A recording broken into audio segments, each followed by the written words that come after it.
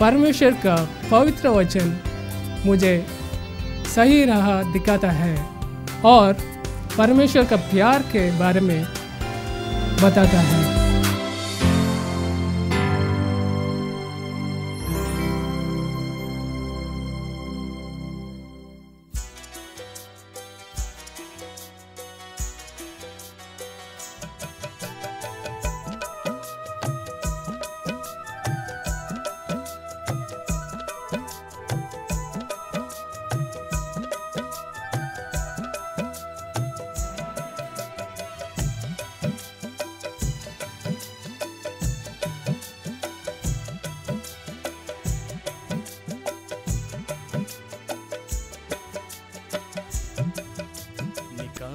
पाप की खाई से हमको लगाया सीने से, निकाला पाप की खाई से हमको लगाया सीने से। अपनों ने हमको जो न दिया वो प्यार किया हमसे, अपनों ने हमको जो न दिया वो प्यार किया हमसे। शुक्रिया शुक्रिया यीशु शुक्रिया शुक्रिया शुक्रिया यीशु शुक्रिया।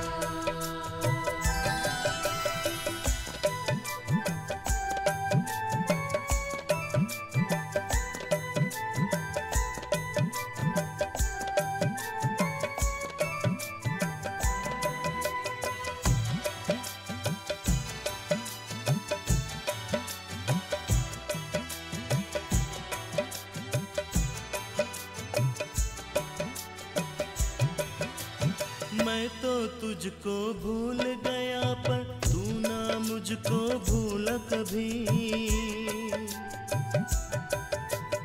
मैं तो तुझको भूल गया पर तू ना मुझको भूला कभी।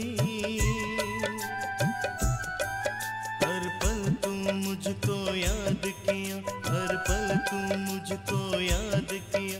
यीशु मसीहा मेरे खुदा शुक्रिया शुक्रिया यीशु शुक्रिया शुक्रिया शुक्रिया यीशु शुक्रिया।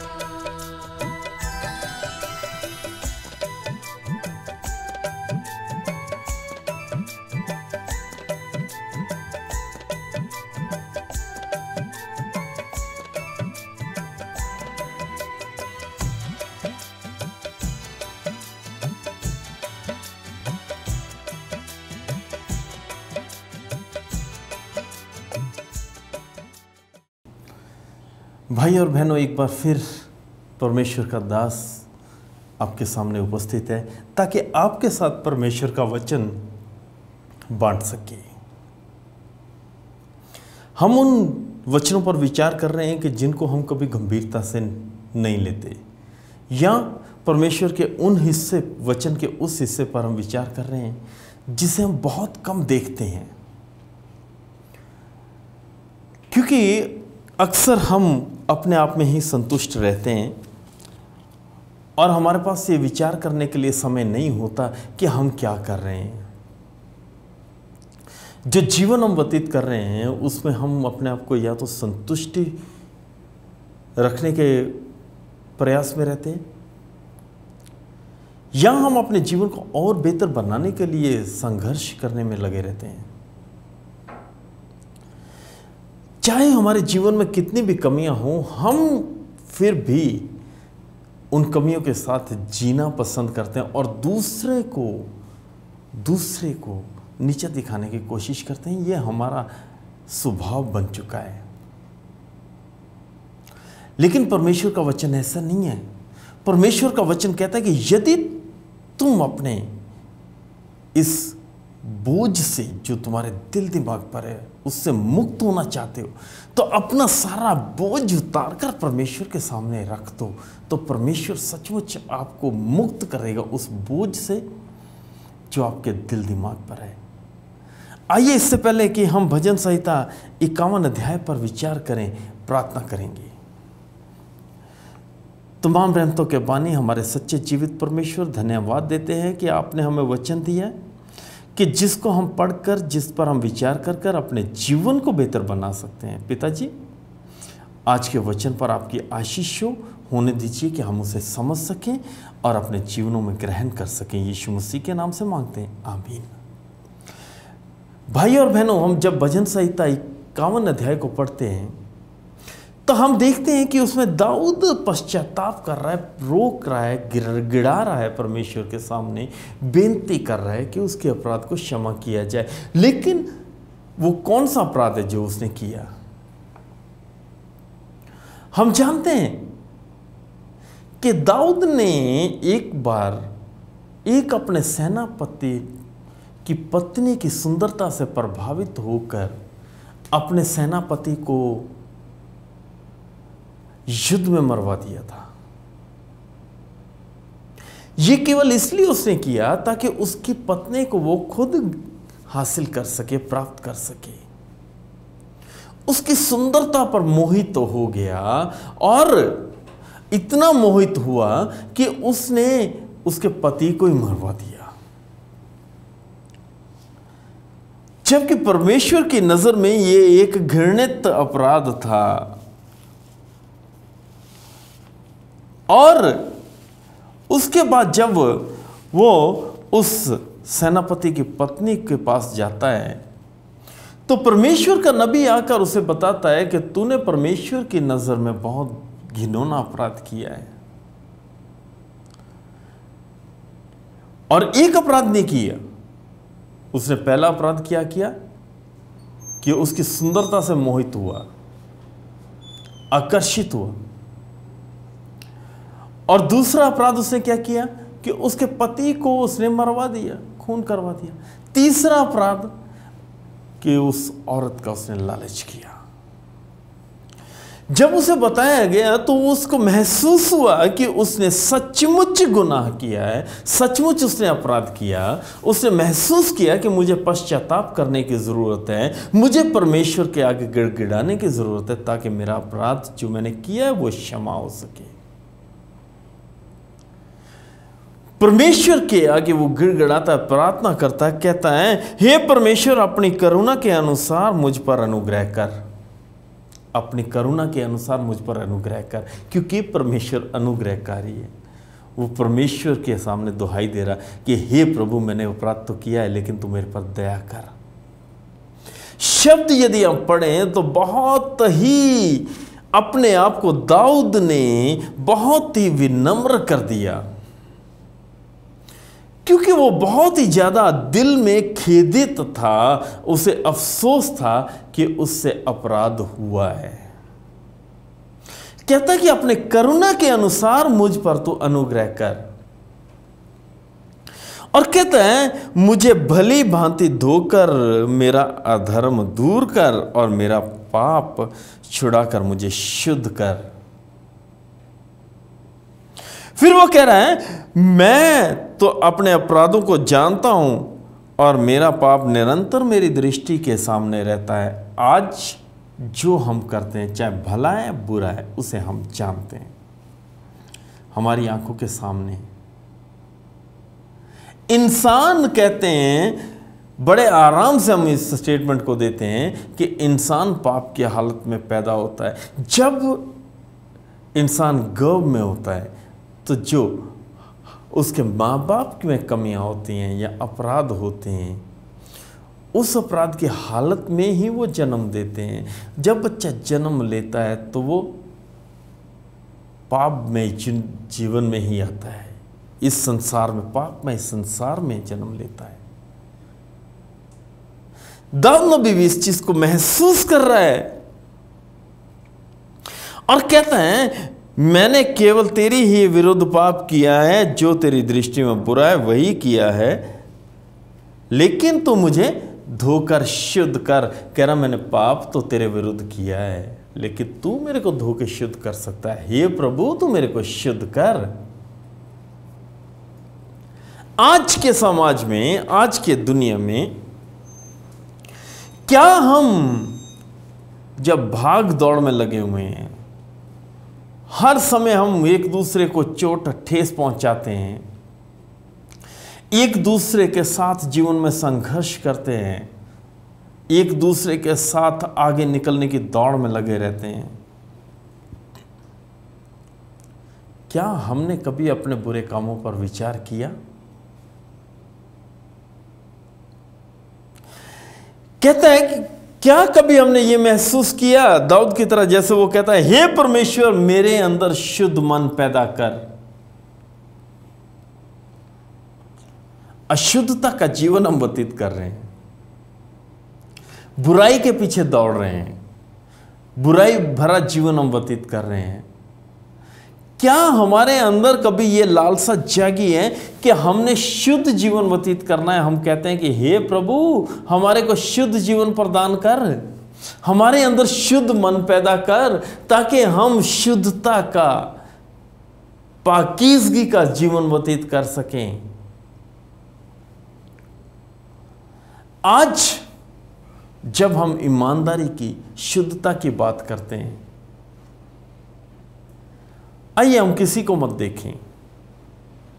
जितने मेरे बहन भाई बैठे हैं और देख रहे हैं, प्रोग्राम सुन रहे हैं, वचन सुन रहे हैं, हम सिर्फ अपने आप को देखेंगे। हम में से बहुत से व्यापारी हैं, बहुत से मजदूरी करते हैं, बहुत से हम दुकानदारी करते हैं और बहुत से नौकरी करते हैं। अपने आप को हम आज जांच कर देखें कि जो मैं व्यापार कर रहा हूं, क्या मैं उसे पूरी लगन और ईमानदारी से कर रहा हूं? जो लाभ मेरे को लेना चाहिए, क्या मैं उतने लाभ ले रहा हूं या उससे अधिक ले रहा हूं? क्या मैं समय का सिद्ध उपयोग कर रहा हूं? क्या मैं परमेश्वर की जरूरत को महसूस कर रहा हूं, उसके डर में अपना जीवन व्यतीत कर रहा हूं? क्या मेरे अंदर शुद्ध मन है? और यदि नहीं कर रहा और मेरे जीवन में खुशी नहीं है, तो क्या मैं दाऊद की तरह यह कह सकता हूं कि हे परमेश्वर अपने किए हुए उद्धार का हर्ष मुझे फिर से दे और उदास आत्मा देकर मुझे संभाल? क्या हम परमेश्वर को कह रहे हैं कि मेरे को उदार आत्मा दे, कि मेरा उद्धार कर? क्या हम चाहते हैं कि परमेश्वर हमारे साथ हो? दाऊद नबी जिसने अपराध किया, जिसने परमेश्वर की नजर में अपने आप को गिरा दिया, उस परमेश्वर की दृष्टि में वो गिर गया जिस परमेश्वर ने उसे एक चरवाहे से उठाकर राजा बनाया। परमेश्वर की प्रभुता को जानता हुआ, प्रभु की करुणा को जानता हुआ, प्रभु की दया को जानता हुआ, वो कह रहा कि हे प्रभु मेरे अंदर शुद्ध मन पैदा कर, मुझे वापस वही खुशी दे जो तू मेरे को देना चाह रहा था, जो दी थी। मेरे को उदार मन दे ताकि मैं उदारता के साथ सबके साथ व्यवहार कर सकूं। भाई और बहनों, वो कहता है कि हे प्रभु तू मेरा मुंह खोल ताकि मैं तेरा गुणगान कर सकूं। आज के समय में बहुत मुश्किल है कि हम कोई भला काम करें।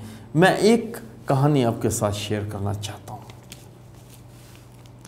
एक नौजवान था जिसे उसके माँ बाप ने बहुत लाड प्यार से पाला और उसका माँ बाप चाहते थे कि वो जीवन में कुछ बने, अच्छी से अच्छी शिक्षा देने की कोशिश की। भाई और बहनों, उसे जैसे हर माँ बाप करता है वैसे ही उन्होंने किया, लेकिन लाड प्यार से ज़्यादा उसे मिलने के कारण वो बिगड़ गया।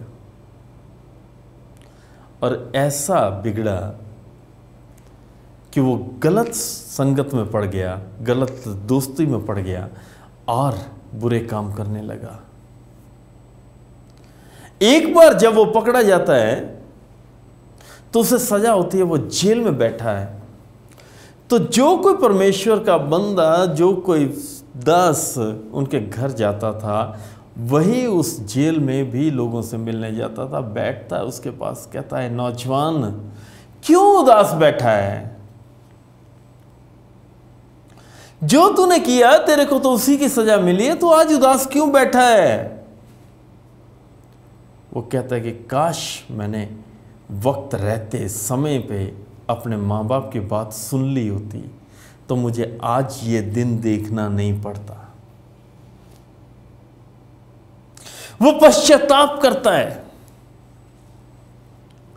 वो बुजुर्ग, वो परमेश्वर का दास उससे लगातार मिलता है, उससे संपर्क बनाए रखता है, जेल में उससे मिलने जाता है, उसे समझाता है। एक दिन वो परमेश्वर का बंदा उसे कहता है कि नौजवान, तू अपने माँ बाप को क्यों नहीं कहता कि वो तुझे माफ कर दें? तूने अपने माँ बाप के विरुद्ध पाप किया, उनसे माफी मांग ले।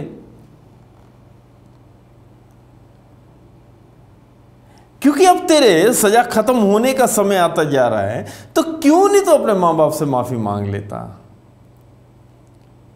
वो कहता है कि नहीं, मैं इस योग्य नहीं हूं कि वो मेरे को माफ करे। कहता फिर भी मैं तो यही चाहता हूं कि तो अपने माँ बाप को चिट्ठी लिख।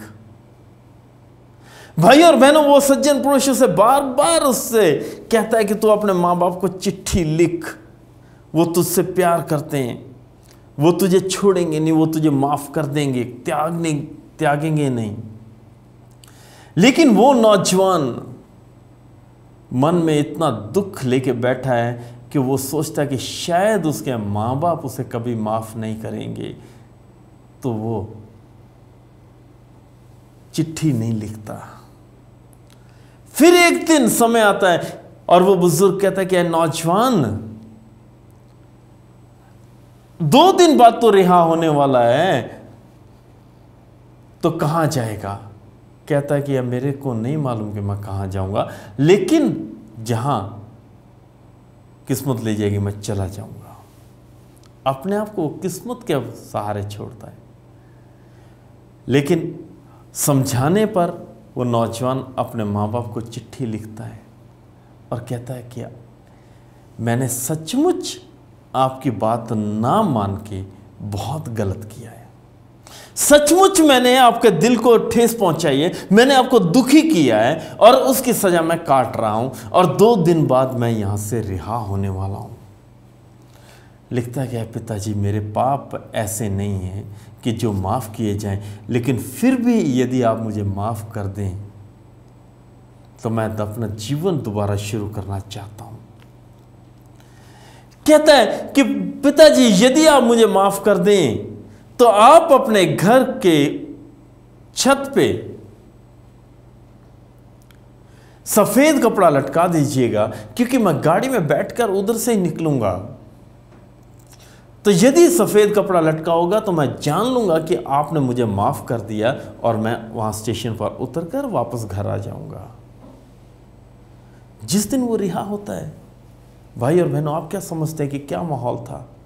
वो बुजुर्ग जो उसे हर समय जाके मिलता था, हर हफ्ते जाके मिलता था, हर महीने मिलता था, वो भी उसी गाड़ी में उसके साथ सफ़र कर रहा है। घर के पास से जब गाड़ी निकलती है, वो महसूस करता है कि मैंने इतने पाप किए, इतने अपने माँ बाप को दुख दिया है, शायद वो मेरे को कभी माफ़ नहीं करेंगे। वो अपने घर की तरफ भी नहीं देखते योग समझता, वो नज़र उठा के अपने घर की तरफ नहीं देखता। लेकिन जब घर के पास से गाड़ी निकलती है, अचानक वो बुजुर्ग उसे कहता है कि नौजवान तो अपने घर की ओर देख, देख तेरे माँ बाप ने तुझे माफ़ कर दिया जब वो देखता है तो मेरे भाइयों और बहनों, घर के ऊपर एक सफ़ेद कपड़ा नहीं था, लेकिन पूरी छत सफ़ेद कपड़ों से भरी हुई थी, चादरों से, तौलियों से।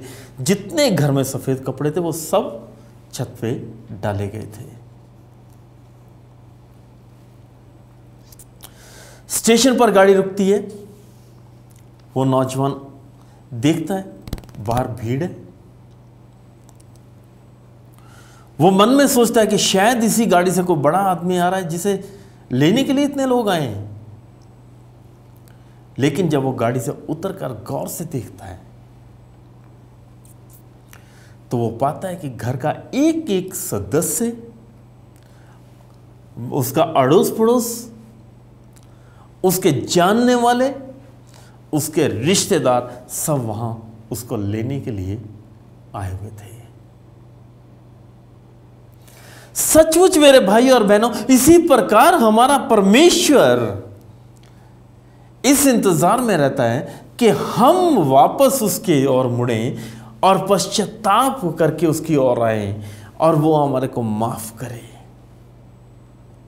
इसीलिए दाऊद कह रहा है कि मैंने तेरी दृष्टि में अपराध किया है। वो मान रहा है,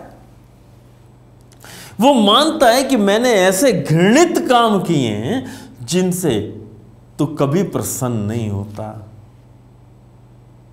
लेकिन कहता है कि मेरे पे तू अपनी करुणा कर, दया कर, मेरे अंदर तो शुद्ध मन पैदा कर ताकि मैं अपना जीवन नए तौर पर शुरू कर सकूं, दोबारा से शुरू कर सकूं और ऐसा जीवन शुरू करूं कि सबके लिए मैं आशीष का कारण हो सकूं। क्या मेरे भाई और बहनों, हम ये कह सकते हैं कि हे प्रभु मेरे को शुद्ध मन दे, मेरे को हिम्मत दे कि मैं तेरे घर में आ सकूं, मैं तेरे घर में बना रहूं, तेरी दृष्टि में मैं बना रहूं, मैं तेरा गुणगान करता रहूं, तेरी महिमा करता रहूं। क्या आज हम ये कह सकते हैं? या हम अपनी चिंताओं से घिरे हुए हैं, या जो हमारे को देखने में अच्छी लगता है, जो हमारे को देखने में भला लगता है, कि हम उनकी तरफ आकर्षित, उन चीजों की तरफ आकर्षित हुए चले जा रहे हैं। दाऊद भी उस नौजवान स्त्री बैतशेबा से इतना प्रभावित हुआ था उसकी सुंदरता से कि उसकी ओर खींचता चला गया, और वो इतना ज्यादा उसमें जकड़ा गया अपनी इच्छा में कि उस औरत की प्राप्ति के लिए उसने उसके पति का कत्ल तक करवा दिया। आज हम इस संसार में रहते हुए मेरे भाई और बहनों जो इस कार्यक्रम को देख रहे हैं, हो सकता है कि आप भी आज दुनिया की चीजों से इतने ज्यादा प्रभावित होते हैं कि उनकी प्राप्ति के लिए आप बुराई करने से भी पीछे नहीं हटते। आप जानते हैं, जब आपने जांच करते हैं तो आपने जांचा होगा कि आपके जीवन में कमी है, आपने पाया होगा, आपने देखा होगा कि सचमुच आप अपने आप को सुधार सकते हैं और आपको सुधारने की जरूरत है। भाई और बहनों, आज मैं यही कहना चाहता हूं कि परमेश्वर आपसे प्यार करता है, चाहे आपके अपराध लाल रंग के क्यों ना हो, गाढ़े रंग के क्यों ना हो, परमेश्वर वफादार है, वो धोकर उन्हें साफ कर सकता है। परमेश्वर उन्हें बिल्कुल सफेद कर सकता है। आपको ये चिंता करने की जरूरत नहीं है कि मैंने इतने घिनौने काम किए हैं। लेकिन आज समय है कि आप पश्चाताप कर सकते हैं। आप अपने आप को परमेश्वर के सामने ले जा सकते हैं, रख सकते हैं। क्या आप अपना जीवन परमेश्वर को देना चाहते हैं? भाई और बहनों, क्या आप चाहते हैं कि परमेश्वर आपके अंदर शुद्ध मन पैदा करे? क्या आप चाहते हैं कि परमेश्वर आपको धोकर शुद्ध कर दे, या आप पाप में जीवन ही व्यतीत करना चाहते हैं? भाई और बहनों, सचमुच परमेश्वर भला है, सचमुच परमेश्वर बहुत भला है। परमेश्वर की करुणा हमेशा आपके ऊपर बनी रहती है।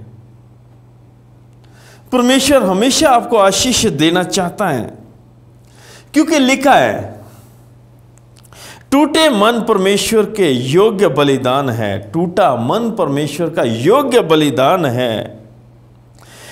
हे परमेश्वर, तो टूटे और पिसे हुए मन को तुच्छ नहीं जानता। यह मत सोचिए कि परमेश्वर आपको तुच्छ जानेगा। आप जब विनम्रता के साथ परमेश्वर के पास जाएंगे तो परमेश्वर आपको स्वीकार करेगा। परमेश्वर आपसे सचमुच प्यार करता है। परमेश्वर का वायदा सच्चा है। तो परमेश्वर आपको सचमुच आशीष देगा। क्या आप चाहते हैं कि परमेश्वर आपकी पुकार को सुने? क्या आप चाहते हैं कि परमेश्वर आपको आशीष दे, आपके अंदर शुद्ध मन पैदा करे? तो आइए मेरे साथ मिलकर प्रार्थना कीजिए। स्वर्गीय पिताजी, हम जानते हैं कि हम पाप की हालत में पैदा होते हैं। हम जानते हैं कि हमारे जीवन में बहुत सी कमियां हैं। पिताजी, हम जानते हैं कि हमारे बहन भाई आज अपना जीवन आपको देना चाहते हैं। स्वर्गीय पिता, आप निर्णय लेने की हिम्मत दीजिए, ताकि खेदित मन के साथ आपके बच्चे बच्चियां आपके पास जब आते हैं तो आपसे वो खुशी, वो करुणा, वो प्यार प्राप्त कर सकें जिसके वो लायक हैं और जो आप उन्हें देना चाहते हैं। आप उनके जीवन को दोबारा नया कीजिए, उनके जीवन को खुशियों से भर दीजिए, ताकि वो आपके साथ बने रह सकें। यीशु मसीह के नाम में मांगते हैं, आमीन।